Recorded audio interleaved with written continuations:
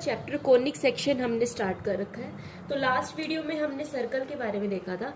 आज इस वीडियो में हम देखते हैं पैराबोला के बारे में कि ये पैराबोला होता क्या है। पैराबोला नाम आते ही यदि आपने इसके बारे में पहले कभी भी सुना हुआ है या कहीं देखा हुआ है तो कुछ इस टाइप की शेप आ जाती है, ठीक है, या फिर कुछ इस टाइप की, ये कौन सा ओपन पैराबोला होता है, कौन सा अपवर्ड होता है, ठीक है, इन सब के बारे में आज हम जानेंगे। यदि नहीं भी देखा तो कुछ कुछ इस टाइप की जो शेप होती है वो हमारी क्या होती है, पैराबोला होती है। यहाँ पे ये एक फिक्स पॉइंट होता है जिसको हम फोकस बोलते हैं। ये एक फिक्स लाइन होती है जिसको हम डायरेक्ट्रिक्स बोलते हैं। अब इस फिक्स पॉइंट से लेके इसकी डिस्टेंस, इस फिक्स पॉइंट से लेके ये डिस्टेंस, फिर इस पॉइंट से लेके ये डिस्टेंस, ये क्या होती है, इक्वल होती है। अब इसकी थोड़ी सी डेफिनेशन की बात कर लेते हैं। इसकी डेफिनेशन हमारे पास क्या कहती है, ये सेट है सारे पॉइंट का। It is the set of the all points in a plane, ठीक है। ये एक प्लेन के अंदर सारे पॉइंट का सेट होता है। कौन कौन से पॉइंट का सेट होता है, जो इक्वी डिस्टेंस होते हैं। इक्वी डिस्टेंस का मतलब डिस्टेंस जिनकी इक्वल होती है from a fixed line. Fixed line कौन सी, हमारी ये वाली जो लाइन है ये हमारी क्या है, फिक्स लाइन है, जिसको हम क्या बोलेंगे, डायरेक्ट्रिक्स बोलेंगे, ठीक है। ये है फिक्स पॉइंट। इस फिक्स पॉइंट को हम क्या बोलते हैं, फोकस बोलते हैं, ठीक है। जो इक्वी डिस्टेंस होता है फिक्स लाइन से और फिक्स पॉइंट से एक प्लेन के अंदर, उसे ही हम क्या कहते हैं, पैराबोला कहते हैं। इसका मतलब ये हुआ कि ये वाली डिस्टेंस और ये वाली डिस्टेंस इक्वल है, मतलब P1F की वैल्यू P1B1 के इक्वल है। सेम इसी टाइप से P2F की वैल्यू किसके इक्वल है, P2B2 के इक्वल है। अब ये पता चल गया कौन सी डायरेक्ट्रिक्स होती है, कौन सी फोकस होती है, इतना समझ में आ गया। अब जो ये पॉइंट होता है ये हमारा क्या होता है, वर्टेक्स। चलो इसके बारे में अच्छे से जानते हैं। अब देखो हमने ये प्लेन ड्रॉ कर लिया, ये एक्स एक्सिस, ये वाई एक्सिस जो हमारी उस टाइप से होती है, लेकिन फिलहाल ये हमारी क्या है, ये है हमारी एक्सिस, ये है हमारी क्या, डायरेक्ट्रिक्स, ठीक है। अब ये पॉइंट जहाँ पे ये एक्सिस और ये जो इस टाइप की ये शेप यहाँ मीट कर रही है, ये पॉइंट कौन सा है, ये पॉइंट हो जाएगा हमारा वर्टेक्स। इनके बीच में हमारा क्या हो जाएगा, ये फोकस। अब समझ में आया कौन क्या है। अब देखो ये चार टाइप के पैराबोला होते हैं। हाँ चलो इनको अच्छे से और ड्रॉ करते हैं कि किस टाइप के होते हैं। वही सेम बात, ये मेरी क्या है, एक्सिस है, ये मेरी क्या होती है, डायरेक्ट्रिक्स होती है। इस टाइम डायरेक्ट्रिक्स की इक्वेशन, ये एक्स एक्सिस के right hand side positive value होती है, left hand side negative value होती है। इस टाइप से याद कर सकते हैं। एक्स की वैल्यू यहाँ क्या हो जाएगी, -a, और ये कौन सा पैराबोला है, इस पैराबोला की इक्वेशन हो जाएगी y² = 4ax। ये हमारा क्या होता था, फोकस होता था। ये वही बात, ये हमारा क्या है, वर्टेक्स है। अब यहाँ पे फोकस के पॉइंट हमारे क्या हो जाएंगे, a,0। ये तो समझ में आ रहा है ना, a,0, क्योंकि यहाँ पे y क्या है, 0 है, ठीक है। एक पैराबोला हमारा ये होता है। अब इस पैराबोला के अंदर इसकी डायरेक्ट्रिक्स कहाँ बनेगी, इसके पीछे बनेगी। इस केस में x = +a हो जाएगी क्योंकि राइट हैंड साइड है, ठीक है। अब यहाँ जो फोकस होगा उसकी वैल्यू -a0 हो जाएगी क्योंकि लेफ्ट हैंड साइड है। तो यहाँ पे x एक्सिस नेगेटिव होता है, y 0 होता है। ये सेम उसी टाइप से ये हमारा क्या है, वर्टेक्स है। अब यहाँ पे पैराबोला की इक्वेशन हो जाएगी y² = -4ax, ठीक है। अब ये एक अपवर्ड पैराबोला है, ये होता है डाउनवर्ड, ये होता है राइट हैंड पैराबोला, ये होता है लेफ्ट हैंड पैराबोला। अब इसी टाइप से अब जो ये अपवर्ड पैराबोला है इसके अंदर जो हमारी डायरेक्ट्रिक्स बनेगी वो नीचे बनेगी। यहाँ देखो x = -a, x = a, तो यहाँ पे ये क्या हो जाएगी, y = -a, क्योंकि यहाँ नीचे जो है अबव बिलो क्या होती है, y एक्सिस नेगेटिव होती है। सेम इसी टाइप से इसके अंदर कहाँ बनेगी, ऊपर बनेगी, और यहाँ पे क्या हो जाएगा, y = a हो जाएगा। ये डायरेक्ट्रिक्स की क्या है, इक्वेशन है। वो पैराबोला के अकॉर्डिंग हम देख के बता सकते हैं। अब यहाँ पे इक्वेशन ऑफ पैराबोला क्या हो जाएगी, x² = 4ay, एंड यहाँ पे क्या हो जाएगी, x² = -4ay। तो ये चार डिफरेंट टाइप के पैराबोला होते हैं। इसको याद रखने के लिए थोड़ी आप अपनी तरफ से ट्रिक भी बना सकते हो कि जब डायरेक्ट्रिक्स x = -a है तो पैराबोला पॉजिटिव आएगा। जब यहाँ x है तो यहाँ भी एक ही बार x आ रहा है, ठीक है। जब यहाँ एक y है तो यहाँ भी एक ही बार y आ रहा है। वो आप अपने हिसाब से बना सकते हो, इसके पीछे कोई ऐसा कोई खास लॉजिक नहीं है। लेकिन इनको याद रखने के लिए कि यहाँ नेगेटिव तो यहाँ पॉजिटिव, यहाँ पॉजिटिव तो यहाँ नेगेटिव, इस टाइप से बना सकते हो। यहाँ सिंगल x है तो यहाँ भी सिंगल x है, यहाँ सिंगल x आएगा तो कॉमन सी सी बात है y स्क्वायर आएगा। ठीक है, यहाँ सिंगल y आएगा तो यहाँ क्या आ जाएगा, x का स्क्वायर आ जाएगा, क्योंकि एक तो इस टाइप से आना ही है। तो ये 4 टाइप के होते हैं हमारे ओरिएंटेशन पैराबोला के अंदर। अब देखो, अब हम क्या करते हैं, इस इक्वेशन को ड्राइव करते हैं, drive the equation of the parabola. ऐसे ही हवा में तो बात नहीं कर सकते ना, ठीक है। तो अब इस इक्वेशन को ड्राइव करते हैं। इसके लिए मैंने क्या किया, एक पैराबोला ड्रॉ किया। अब ये पैराबोला के अंदर सिर्फ ये बता दो ये डायरेक्ट्रिक्स क्या होगी। चलो मान लो यदि आप कंफ्यूज भी हो गए, अब डायरेक्ट्रिक्स एक तो हमेशा इसके पीछे की साइड बनेगी। अब पीछे की साइड बनेगी तो यहाँ हमें पता है कि एक्स एक्सिस क्या होती है, नेगेटिव होती है। तो एक्स इज इक्वल्स टू क्या हो जाएगा, -a हो जाएगा। वैसे हमें ड्राइव करनी है। अब इससे रिलेटेड हमारी कौन सी इक्वेशन आएगी, सिंगल एक्स है तो सिंगल एक्स आ जाएगा, मतलब वाई का क्या आ जाएगा, स्क्वायर आ जाएगा। यहाँ नेगेटिव है तो यहाँ क्या आ जाएगा, पॉजिटिव आ जाएगा, 4a क्या आ जाएगा, x आ जाएगा। अब देखो ये हमारा होता है फोकस। इस फोकस के भी जो कोऑर्डिनेट है वो हमें पता है। यहाँ पे ये कोई भी एक पॉइंट मान लिया P पॉइंट, इसके कोऑर्डिनेट मैंने लेट कर लिए कि x और y हो गए। यहाँ पे एक पॉइंट मान लिया है मैंने B, इस B पॉइंट के कोऑर्डिनेट मैं क्या लेट कर लेती हूँ, -a एंड y। अब ये -a एंड y, ये -a क्यों क्या है, क्योंकि ये लेफ्ट हैंड साइड है, तो वही वाला सिस्टम है, वही कोऑर्डिनेट ज्योमेट्री वाला जो हमारा होता था। अब इसके बाद ये हमारी फिक्स लाइन है, इस लाइन को नाम L दे दिया। ये हमारी x एक्सिस जैसे होती है, एक्सिस है, और ये हमारी क्या है, y एक्सिस है, क्योंकि प्लेन की बात चल रही है। ये डायरेक्ट्रिक्स है, इस चीज में कंफ्यूज मत होना चाहना। ये y एक्सिस है, ये हमारी क्या होती है, डायरेक्ट्रिक्स होती है। ठीक है, अब सेम इसी टाइप से एक बात ध्यान करो, बिल्कुल जब स्टार्टिंग में अभी बताया था कि ये वाली डिस्टेंस और ये वाली डिस्टेंस दोनों हमारी क्या होती है, इक्वल होती है। तो चलो उसी के अकॉर्डिंग काम करते हैं। pf की वैल्यू डिस्टेंस फॉर्मूला को यूज करके x2 - x1 का whole square plus y2 - y1 का क्या कर लूंगी मैं, होल स्क्वायर कर दूंगी। तो यहाँ से pf की वैल्यू आ गई। अब यहाँ से क्या कर लेती हूँ, pb की वैल्यू निकाल लेती हूँ। तो सेम इसी टाइप से pb की वैल्यू क्या हो जाएगी आपके पास, x2 - x1 का whole square plus y2 - y1 का होल स्क्वायर। ठीक है, तो ये तो आपके पास क्या हो जाएगा, 0 हो जाएगा। अब यहाँ से मैंने क्या बोला कि जो pf की वैल्यू है वो किसके इक्वल है, pb के इक्वल है। तो सेम वही काम मैं करती हूँ। तो यहाँ से ये मेरे पास हो जाएगा x - a का होल स्क्वायर प्लस y का square is equal to under the root of, इस इक्वेशन इन दोनों को इक्वल किया है और कुछ नहीं। ठीक है, x प्लस a का क्या हो जाएगा, होल स्क्वायर प्लस ये तो 0 ही हो गया।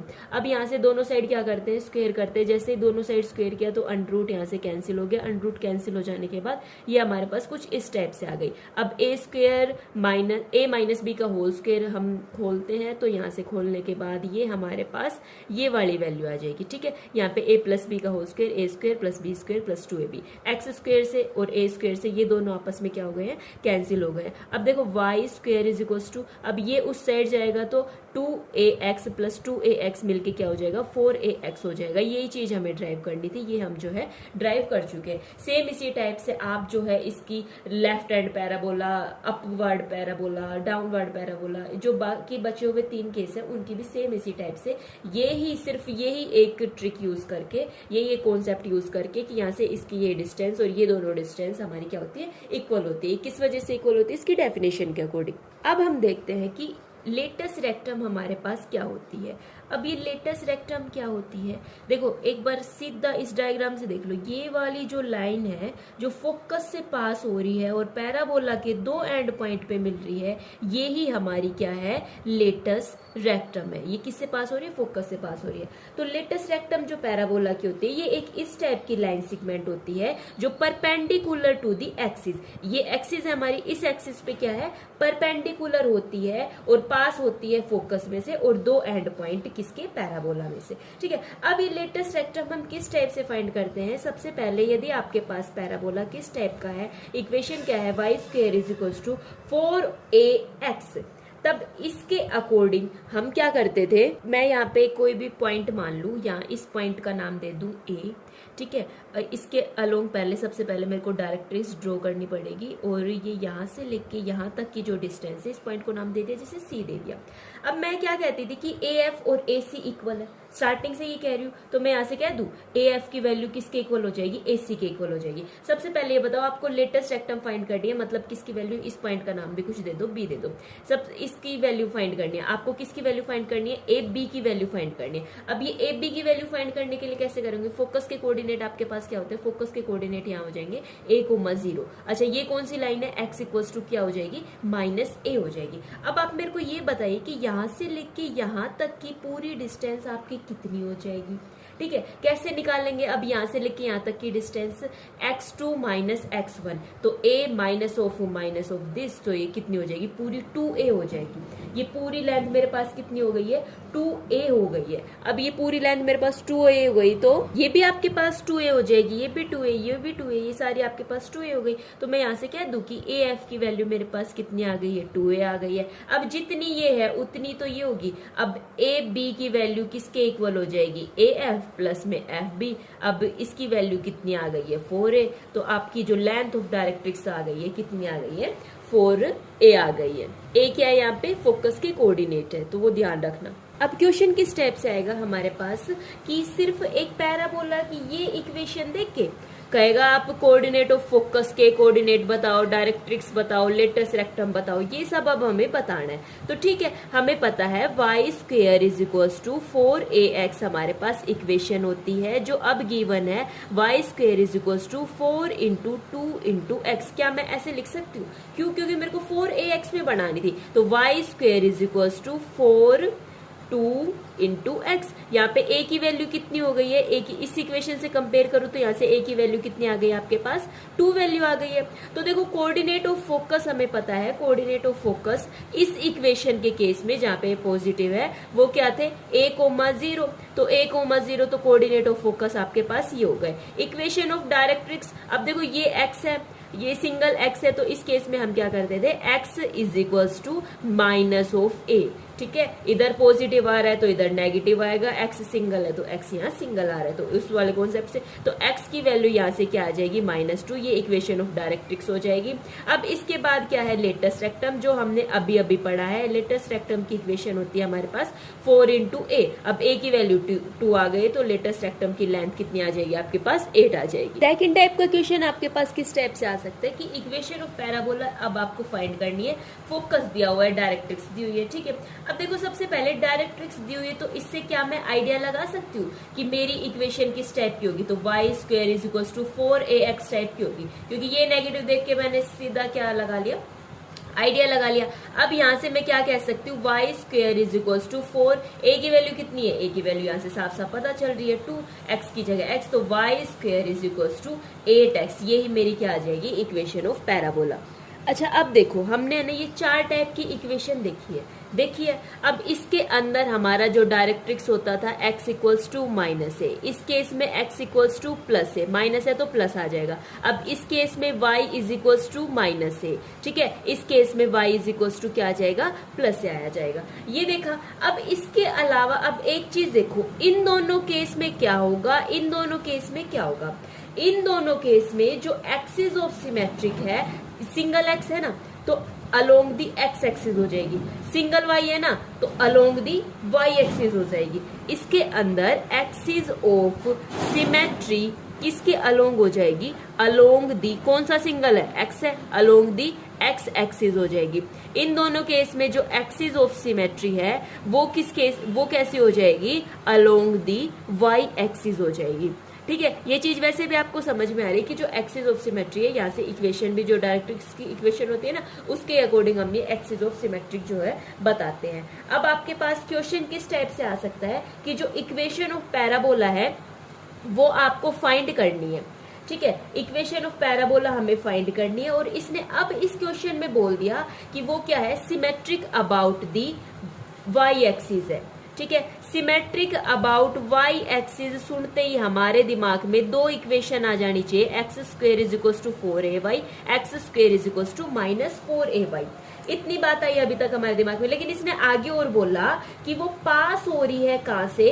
Passes through. अब इसने पॉइंट दे दिए हैं कि 2 एंड -3, इन दोनों पॉइंट से वो क्या हो रही है? पास हो रही है। अब देखो अपना वही पुराना वो क्वाड्रेंट वाला कॉन्सेप्ट पे आ जाओ। इसके अंदर x और y दोनों पॉजिटिव है, इसके अंदर x नेगेटिव है, y क्या है? पॉजिटिव है। इस केस के अंदर x और y दोनों क्या है? नेगेटिव है। इस केस के अंदर x पॉजिटिव है और y क्या है? नेगेटिव है।